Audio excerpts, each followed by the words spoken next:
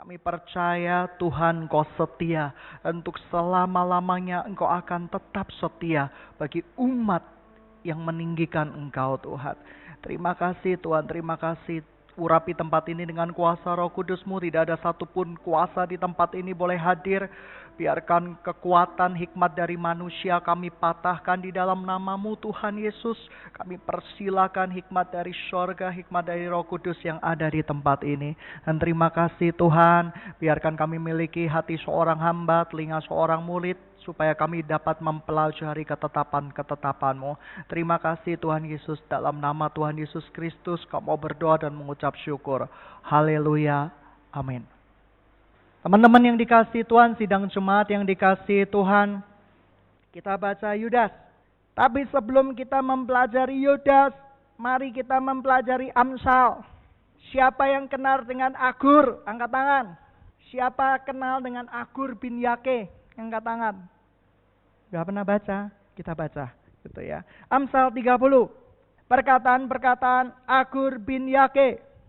Perkataan Agur bin Yake dari masa tutur kata orang itu. Aku berlelah-lelah ya Allah. Aku berlelah-lelah sampai habis tenagaku. Sebab aku ini lebih bodoh daripada orang lain.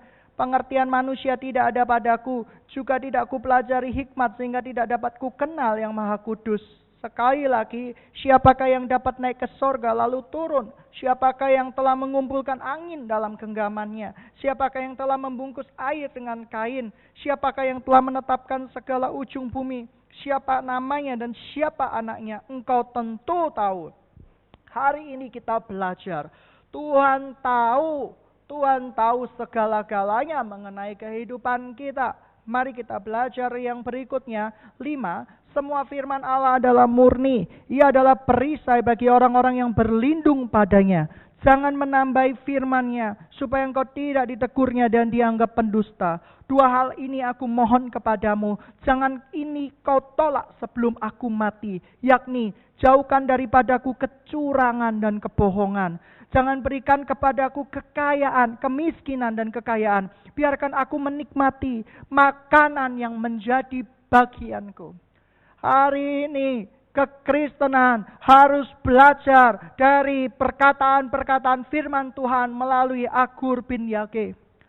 Banyak kekristenan yang sekarang ini menjadi kumpulan-kumpulan sosialita rohani.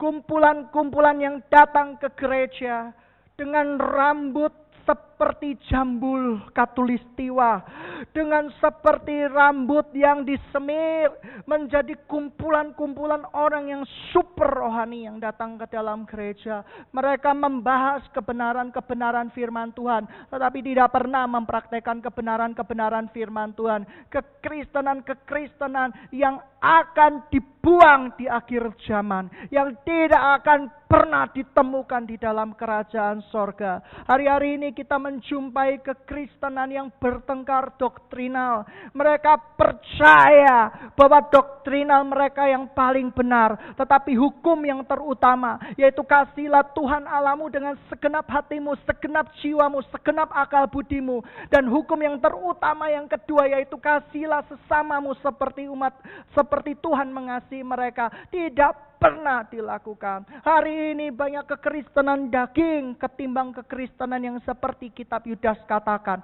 Kekristenan yang dipimpin oleh Roh Kudus. Kalau saya membicarakan sehari-hari, lucu, itu belum kawin. Oh kok belum kawin? Kok nggak kawin? Ini orang nggak ngerti firman Tuhan.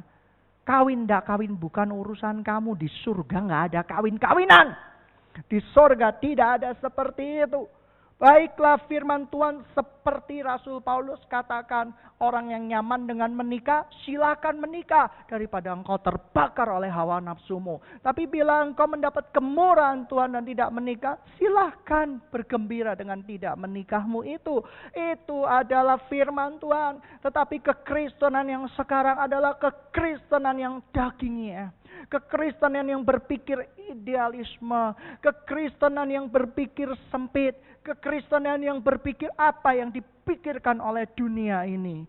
So, kekristenan yang merasa adalah segala sesuatunya perfect, segala sesuatunya sempurna. Kalau kita punya istri yang sangat cantik, kaya raya, punya anak lengkap, cowok cewek, kita merasa semuanya sudah lengkap. Kita merasanya semuanya sudah sempurna, tapi belum. Nanti kita pingin anak-anak cewek atau cowok kita itu akan mempunyai pasangan yang hebat, yang betul-betul kaya raya.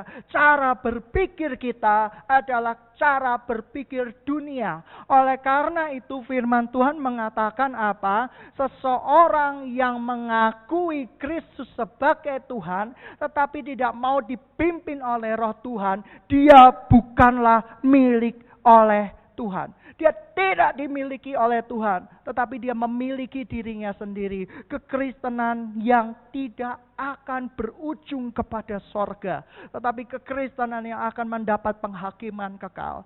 Kekristenan sesungguhnya bukan kumpulan sosialita rohani, kumpulan klub-klub orang yang hebat, kumpulan klub-klub orang yang suci. Tapi kekristenan yang menurut firman Tuhan adalah kekristenan yang dilahirkan oleh sakit bersalin Tuhan, yang dilahirkan oleh darah Yesus yang sudah tebus dosa-dosa kita, dan kita berubah, dilahirkan kembali menjadi pribadi-pribadi yang baru.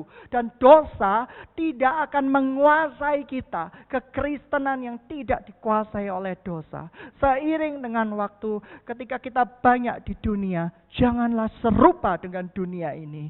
Kita banyak terima prinsip-prinsip dunia. Kita terima prinsip-prinsip tidak alkitabiah sama sekali. Kita punya kekhawatiran, kita punya ketakutan. Kalau aku tidak punya tabungan sekian, bagaimana aku bisa menikah? Ketika aku tidak punya tabungan sekian, bagaimana aku bisa melahirkan anak-anakku?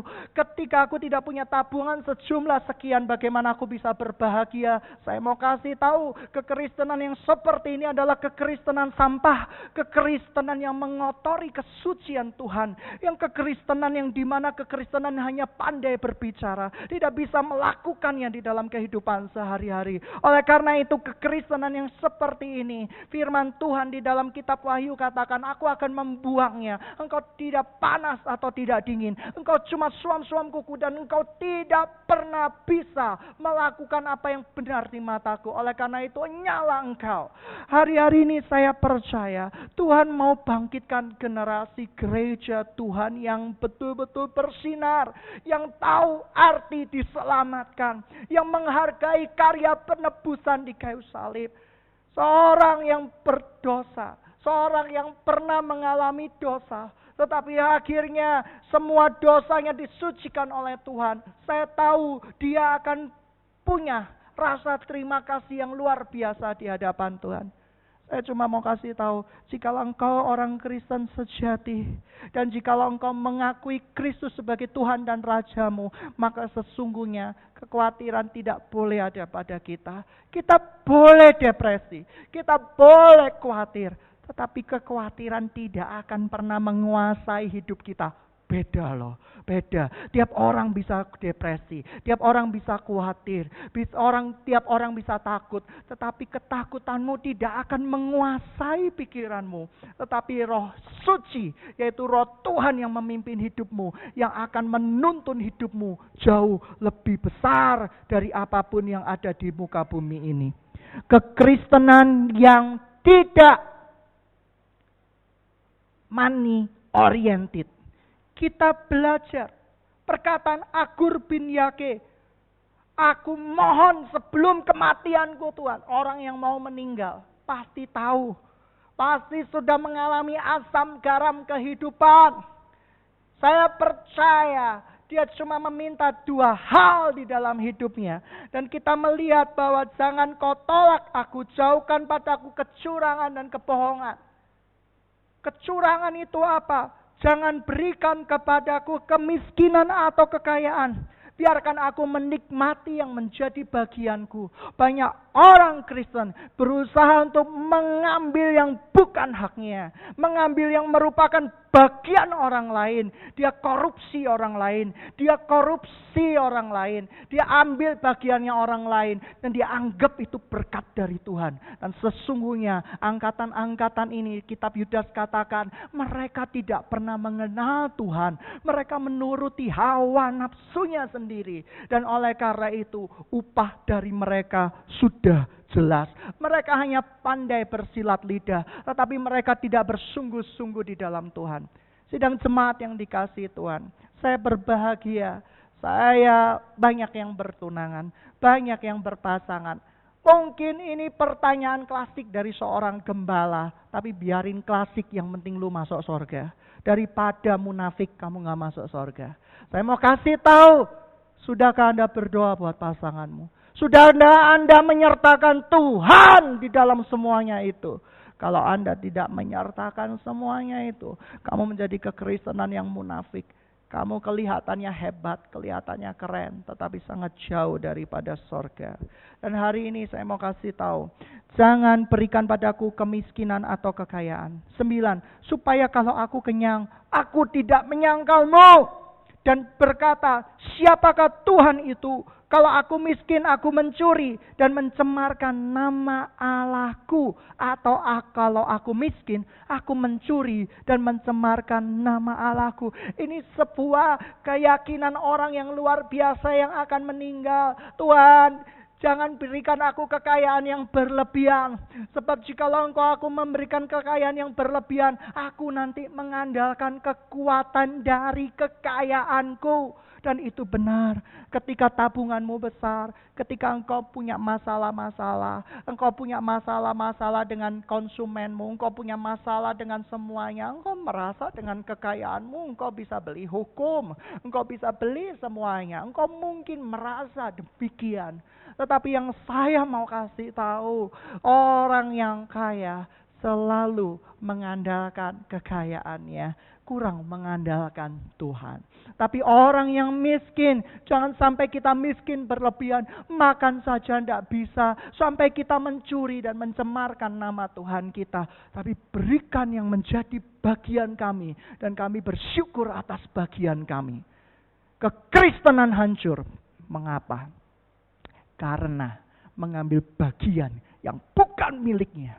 Dengan tipu daya, dengan rayuan, dia merampas hak orang lain. Dia merampas hak orang tuanya. Dia merampas hak adiknya. Dia merampas hak saudara-saudaranya.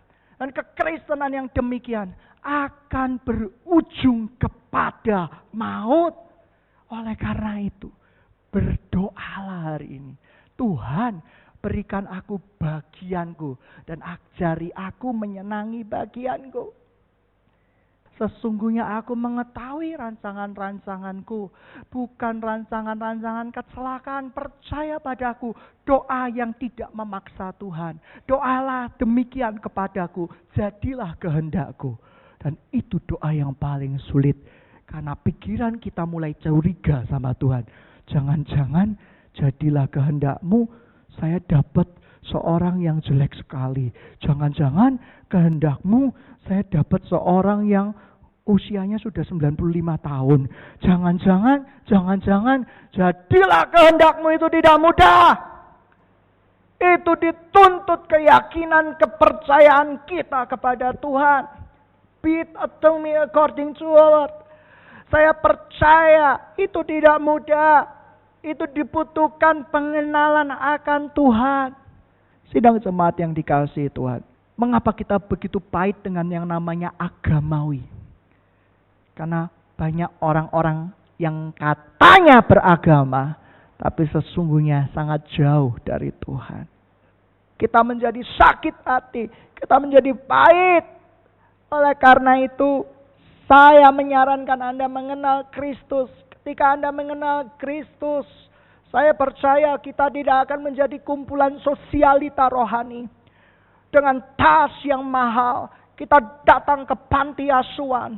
Melihat anak-anak fakir miskin dan terlantar, kita berlutut dengan anggunnya, kita mencium mereka, di foto, juru foto di mana-mana, selfie, wah foto-foto pakai tongsis gitu ya, mungkin pakai pakai cikra atau apapun gitu ya, seperti itu, apapun yang terjadi lah. Pokoknya apapun bisa dibuat foto, kita pakai apapun, pokoknya pakai payung, pakai cikra, pakai apa, kita narsis di sana, lalu kita mulai tersentuh sisi keibuan kita atau kebapaan kita menangis gitu ya. Sementara Ricky sang juru foto mengambil angle-angle yang terbaik, ya teruskan menangis. Ini bagus untuk candid gitu ya. Wah, di foto cepret seperti itu. Itukah kekristenan? Kalau kekristenan hanya kumpulan sosialita rohani, sebenarnya kekristenan kita adalah kekristenan sampah. Kekristenan yang tidak bernilai apapun.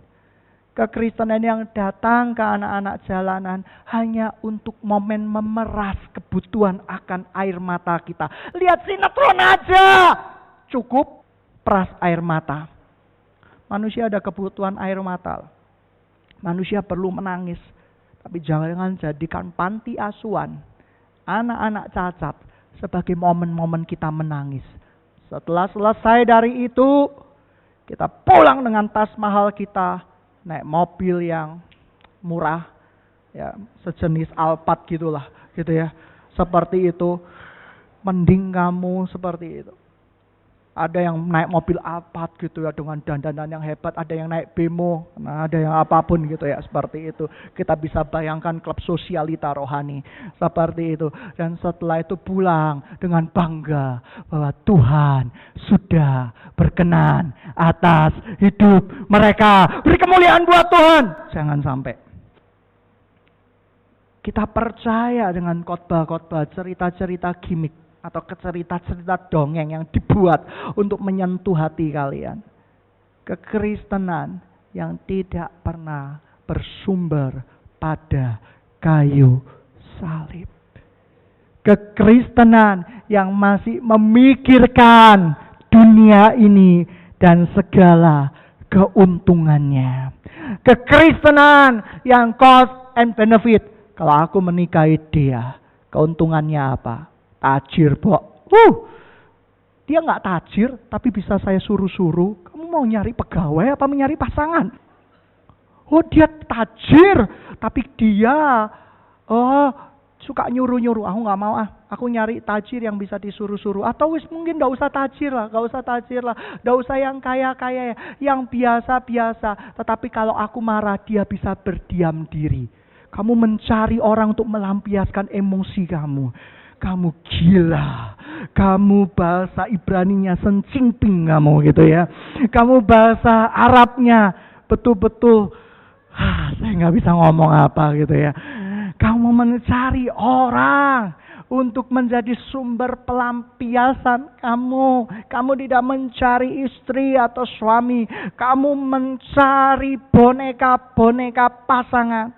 Tapi hari ini, ketika engkau mengenal kasih Tuhan, ketika engkau mengenal Kristus, maukah hari ini engkau bertanya, saya tidak peringatin hari Valentine, maukah hari ini kamu bertanya kepada Tuhan, jalan hidupku Tuhan sudah kau tentukan, dan terjadilah sesuai dengan kehendak-Mu.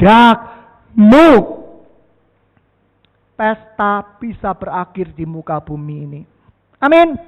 Tapi pesta di dalam Tuhan, rumah Tuhan tidak akan pernah berakhir. Oleh karena itu jangan kau cari dunia akan lenyap.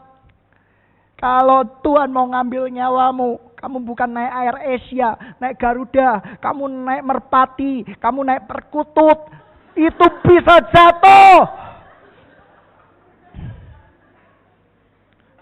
Walaupun ketika engkau yakin pesawatnya baru dan kamu ketika pesawatnya kehilangan mesin, kamu berdoa bahasa roh kenceng-kenceng. Wah, kehilangan mesin. Dicuri siapa gitu ya. Kamu minta mesinnya kembali, kamu doa pakai bahasa roh. Kembali mesin, mesin tidak akan kembali. Ya. Tetapi itu merupakan prerogatifnya Tuhan. Kalau Tuhan mau mengakhiri hidupmu. Dan itu haknya Tuhan. Cara mati tidak menunjukkan sebetapa rohaninya engkau. Orang-orang rohani bisa mati dengan cara yang paling tidak rohani sekalipun. Menjadi martir. Orang-orang yang tidak rohani, yang tidak cinta Tuhan, bisa mati dengan tenang. Di rumah sakit VVIP, dikelilingi saudara-saudaranya. Kok nangis gitu ya, seperti itu. Kamu gak bikin surat wasiat buat aku gitu ya. Ada sejumlah pikiran yang sudah melayang-layang. Semua itu tidak akan membawa kita kepada surga.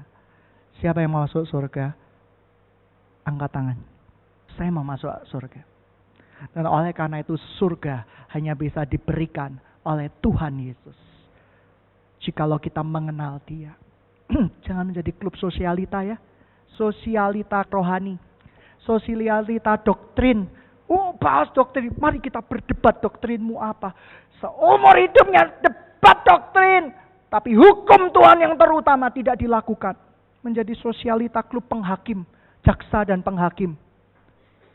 Saya rasa gereja ini adalah gereja yang ekstremis. Kita tidak suka dengan gereja yang ekstremis. Ekstrim ke kiri. Mungkin yang satunya, enggak. Di gereja ini enggak ekstrim. Ekstrim ke kanan. Oh enggak. Gereja ini enggak ke ekstrim. Enggak ke kiri dan enggak ke kanan. Gitu ya. Tengah-tengah. Amin. Berarti jalan kita lurus. Saya kadang heran. Betul. Kalau kita tidak kenal Tuhan, cara berpikir kita duniawi sekali. Kalau kita mati, nanti saudara-saudara kita bagaimana? Yang mati ya mati.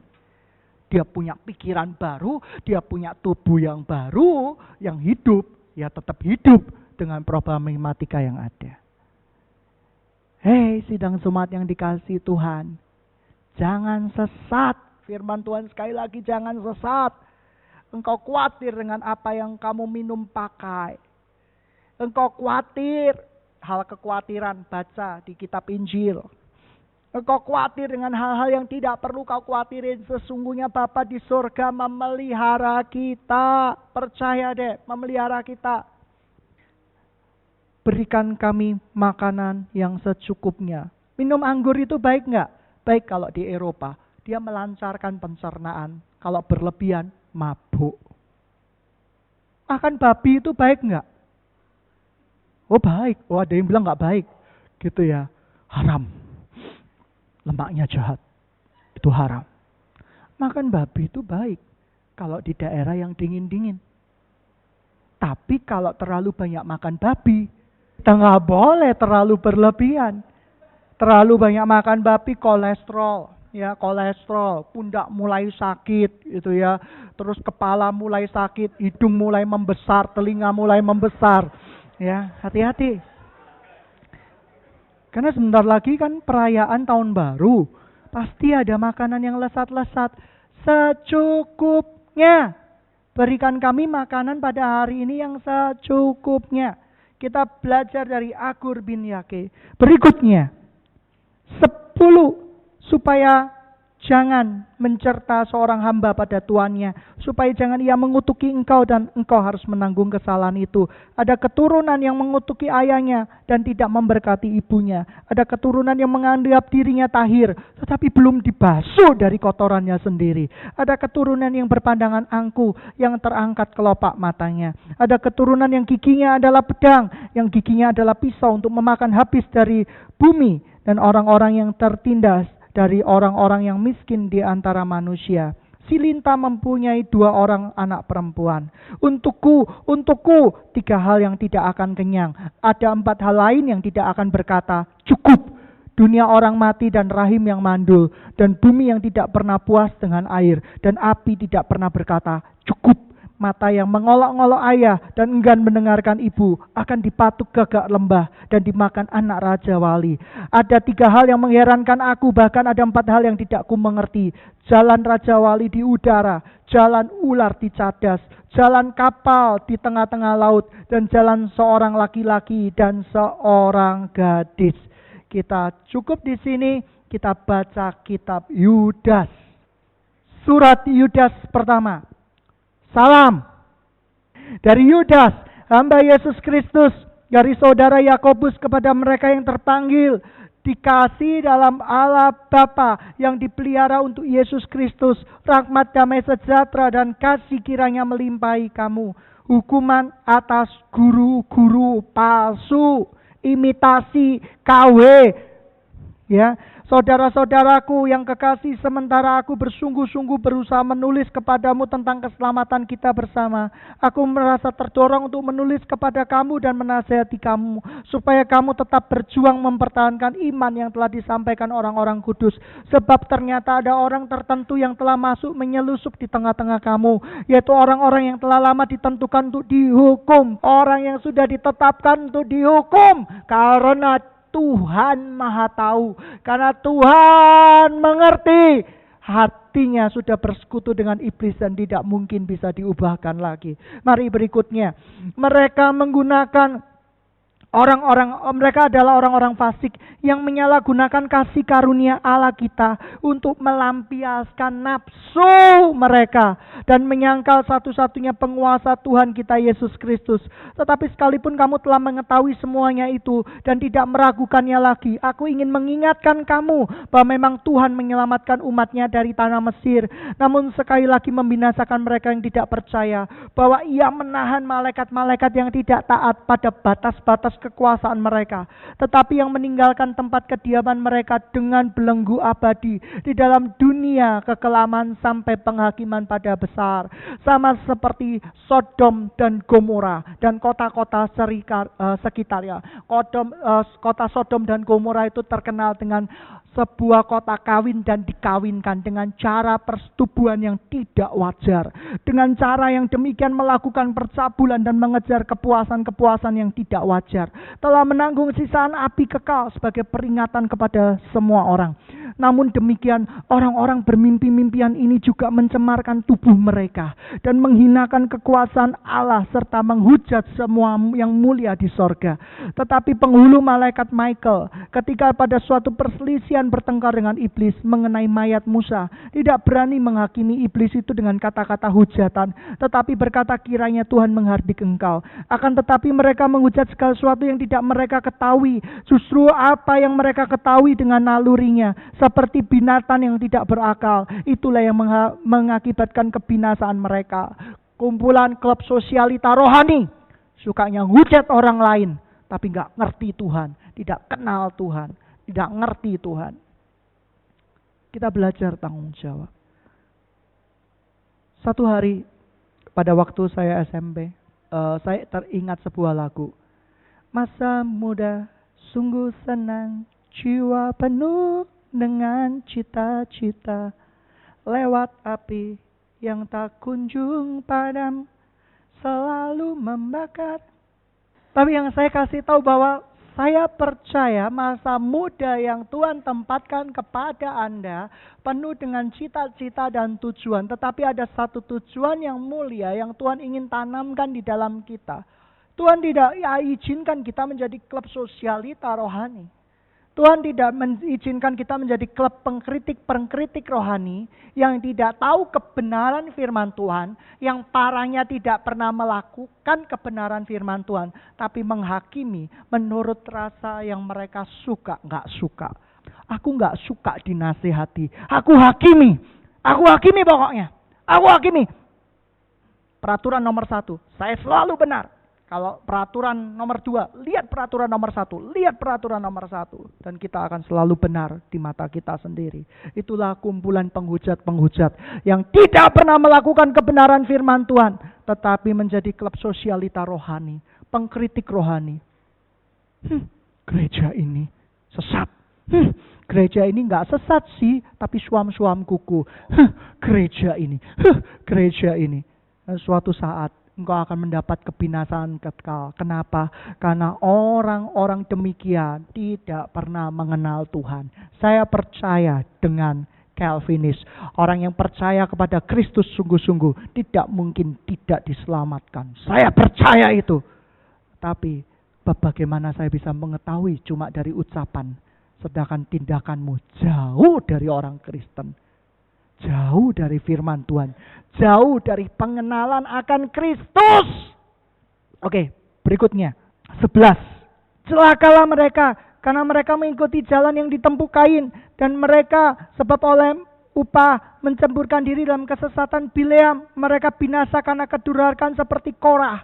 Karena inilah noda dalam perjamuan kasih-Mu, di mana mereka tidak malu-malu melahap dan hanya mementingkan diri sendiri. Mereka bagaikan awan yang tak berair yang berlalu ditiup angin. Mereka bagaikan pohon-pohon yang pada musim gugur tidak menghasilkan buah. Hei, kamu pohon yang sudah menghasilkan buah atau belum? Kalau belum, hati-hati. Dan pohon-pohon terbantun dengan akar-akarnya yang mati sama sekali. Mereka bagaikan ombak laut yang ganas yang membuihkan keaiban mereka sendiri. Mereka bagaikan binatang-binatang yang baginya telah tersedia di dunia kekelaman untuk selama-lamanya. Juga tentang mereka Henok, keturunan ketujuh dari Adam, telah bernubuat katanya, sesungguhnya Tuhan datang dengan beribu-ribu orang kudusnya, hendak menghakimi semua orang dan menjatuhkan hukuman atas orang fasik, karena semua perbuatan fasik mereka lakukan, dan karena semua kata-kata nista yang diucapkan orang-orang berdosa yang fasik itu terhadap Tuhan. Mereka itu orang-orang yang menggerutu dan mengeluh tentang nasibnya, hidupnya menuruti hawa nafsunya. Tetapi mulut mereka mengeluarkan perkataan yang bukan-bukan. Mereka menjilat orang untuk mendapatkan keuntungan. Nasihat-nasihat untuk meneguhkan iman. Tetapi kamu, saudara-saudaraku yang kekasih, ingatlah apa yang dari dahulu dikatakan kepada kamu oleh rasul-rasul Tuhan kita Yesus Kristus. Sebab mereka mengatakan kepada kamu, menjelang akhir zaman akan tampil pengejek-pengejek yang akan hidup menurut hawa nafsu kefasikan mereka. Mereka akan mengejek kamu. Belum kawin, belum punya pacar, belum punya kerjaan yang jelas. Ini pengejek-pengejek di akhir zaman. Mereka menuruti hawa nafsu. Mereka yakin bahwa segala-galanya di muka bumi ini sesuai dengan keinginan mereka dan keuntungan di dalam pikiran mereka. Hati-hati, jangan menjadi klub pengejek, jangan menjadi klub sosialita. Bertobat hari ini selagi nafas ada di dalam kehidupan kita. Bertobat hari ini karena Tuhan sanggup pulihkan kita. Dan berikutnya, peliharanya akan tetapi saudara-saudaraku kekasih, bangunlah dirimu sendiri dasar imanmu yang paling suci, dan berdoalah dalam Roh Kudus. Peliharalah dirimu, demikianlah kasih Allah sambil menantikan rahmat Tuhan kita Yesus Kristus untuk hidup yang kekal. Tunjukkanlah belas kasihan kepada mereka yang ragu-ragu.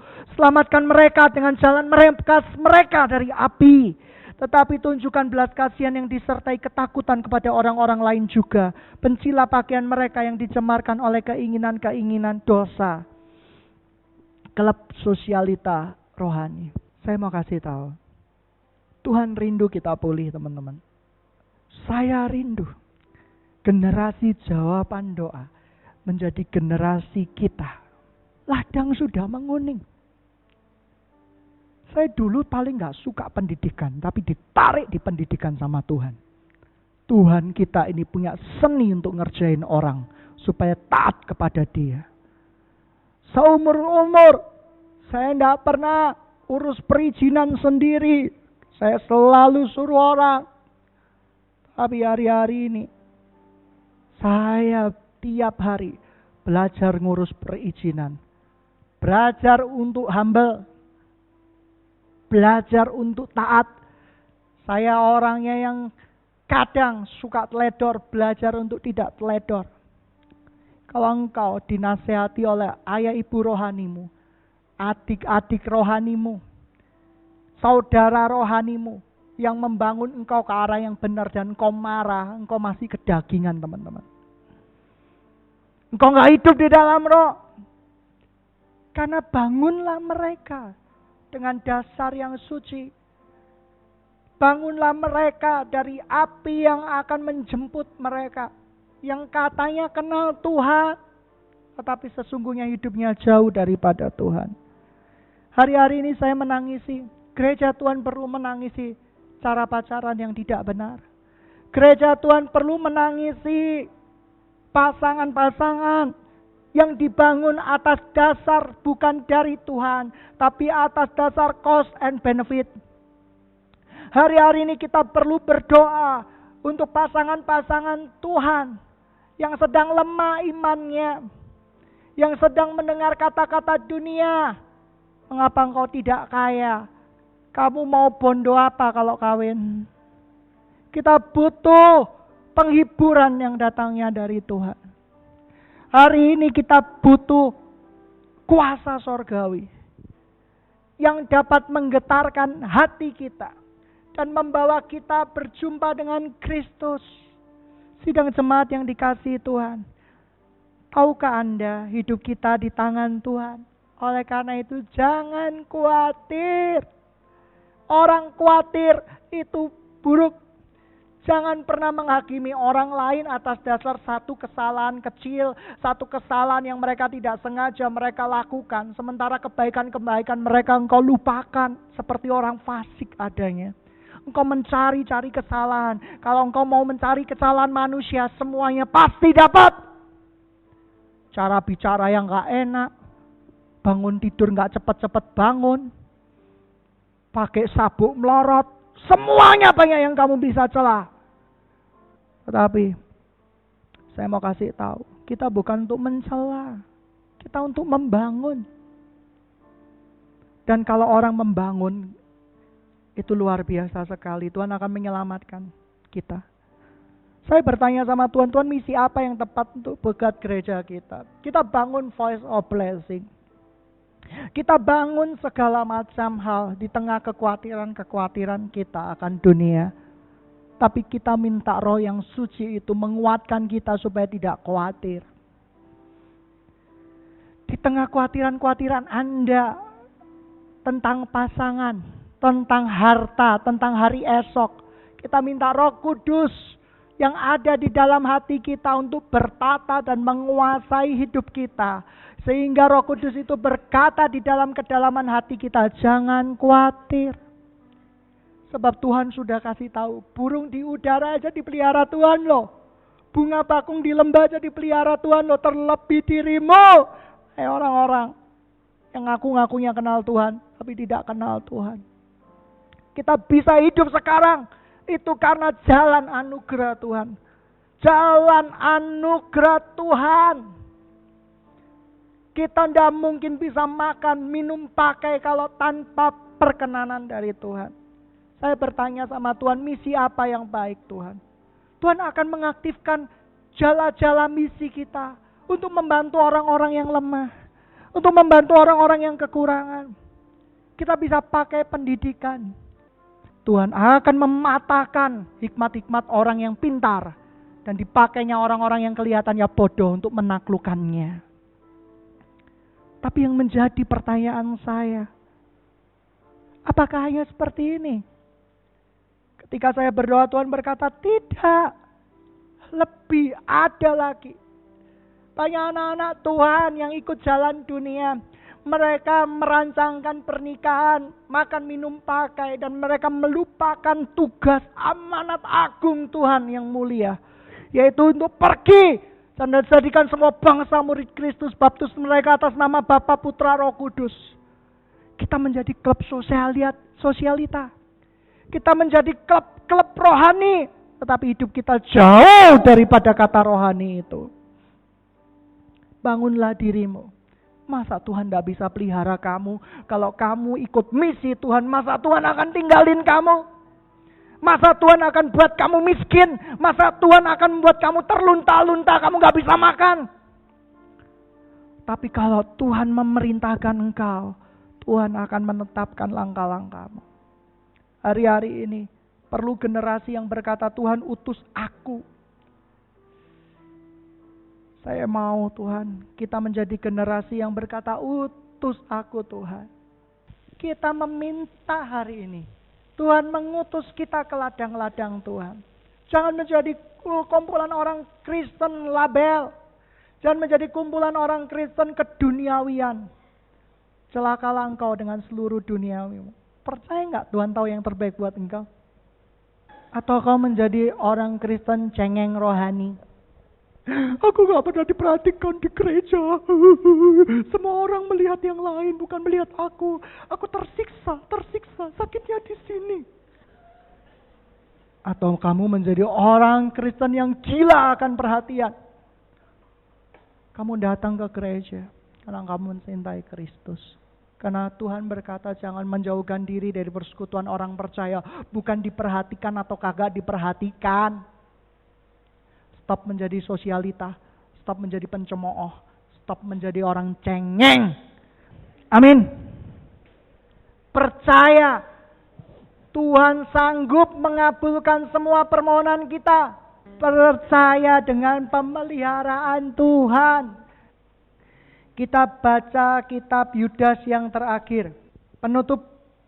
Bagi Dia yang berkuasa menjaga supaya kamu jangan tersandung dengan apa yang membawa kamu tidak bernoda, penuh kegembiraan di hadap kemuliaannya. Allah yang Esa Juru Selamat kita oleh Yesus Kristus kita. Bagi Dia adalah kemuliaan, kebesaran, kekuatan, kuasa sebelum segala abad, sekarang sampai selama-lamanya. Amen. Sidang jemaat yang dikasihi Tuhan. Tuhan mau utus kita di dalam misi Tuhan. Saya begitu banyak, Tuhan berkata kirimkan pekerja. Dan masih begitu banyak lagi teman-teman yang dikasihi Tuhan. Ladang Tuhan tuh kayak gak ada habis-habisnya. Betul. Bread Giver Indonesia Ministry mau mengajarkan orang-orang. Dan Tuhan begitu mau bukakan kita banyak ladang-ladang misi. Hanya satu yang mau menjadi pionir itu ndak ada. Mereka itu seakan-akan datang itu seperti ini. Nanti kalau sudah berhasil, aku ikut serta. Banyak orang yang seperti itu. Kalau sudah sukses, aku mau kerja di perusahaanmu. Kalau saya sudah sukses, saya akan pekerjakan orang yang lebih sukses. Teman-teman yang dikasihi Tuhan, kadang langkah pertama akan menentukan langkah-langkah berikutnya. Udah, melangkah saja di ladang Tuhan. Jangan khawatir. Kita tundukkan kepala kita. Kami cuma mau berkata, berikan kami kebenaran-Mu. Berikan kami roh suci-Mu Tuhan. Yang membakar hati kami Tuhan. Stop kami berdebat. Stop kami Tuhan, kami mempermasalahkan hal-hal yang gak prinsipal di dalam firman Tuhan. Prinsipal menurut keinginan kami. Tapi gak prinsipal menurut Engkau. Stop kami Tuhan. Hidup begitu banyak masalah yang kami buat sendiri. Tuntun langkah-langkah kami Tuhan. Dan biarkan tuntunan-Mu itu sempurna Tuhan. Sidang jemaat yang dikasihi Tuhan. Saya mau tantang Anda. Siapa yang mau dipanggil di ladang Tuhan? Ladang Tuhan udah menguning. Ladang Tuhan udah mesti gereja. Kalau Tuhan suruh kamu di marketplace, Tuhan pasti suruh kamu di marketplace. Kalau Tuhan suruh kamu bangun sesuatu untuk kemuliaan namanya, Tuhan akan suruh bangun kamu untuk kemuliaan namanya. Tapi yang saya mau tanyakan pada pagi hari ini, siapa yang mau diutus oleh Tuhan, dipakai oleh Tuhan? Angkat tanganmu. Dan kau sedang lakukan sebuah tindakan iman hari ini. Utus aku Tuhan, utus aku. Api roh suci, bakar hatiku. Api roh suci, Jemaat nyanyikan lagu ini. bakar hatiku dengan kasih yang murni Dari Kalvari, Roh Pentakosta, Kiat bagi namamu, bagi namamu.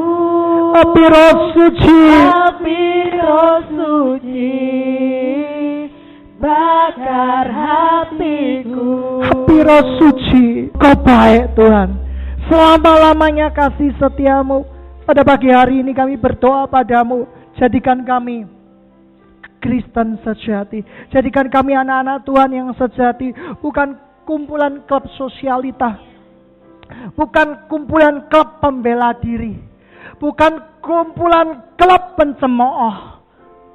Tapi menjadi seorang yang mau Tuhan Kau bimbing, Kau pakai. Ada banyak jalan di sorga. Saya percaya Tuhan mungkin izinkan kau jalan yang berliku di muka bumi ini. Tapi percayalah, ketika engkau dituntun dari jalan berliku itu, Tuhan akan menunjukkan kau jalan kebenaran dan kehidupan itu. Dan engkau tidak akan pernah dikecewakan oleh Tuhan. Mungkin ada yang diberikan jalan air mata. Engkau selalu punya air mata yang kau curahkan di hadapan Tuhan. Engkau selalu punya pergumulan yang engkau tangisi di hadapan Tuhan. Tapi percayalah, Jikalau itu kehendak Tuhan, maka engkau akan menemukan jalan kebenaran itu. Atau kau diizinkan mengalami jalan kesunyian seperti Tuhan Yesus. Jalan di kayu salib via dolorosa. Jalan di mana tidak ada orang pun yang membantu. Seakan-akan kau menanggung salibmu sendiri. Tetapi sebenarnya Tuhan ada di dalamnya. Mungkin jalanmu tidak seperti jalan-jalan orang yang lain. Ada jalan orang lain menjadi jalan yang kelihatannya aman-aman saja. Tidak apa-apa jikalau itu dari Tuhan. Mungkin jalanmu adalah jalan kesunyian di dalam hidupmu. Tapi hari ini saya cuma mau berkata, semua itu baik di mata Tuhan. Dan Tuhan itu adalah kreator yang paling luar biasa. Saya percaya itu.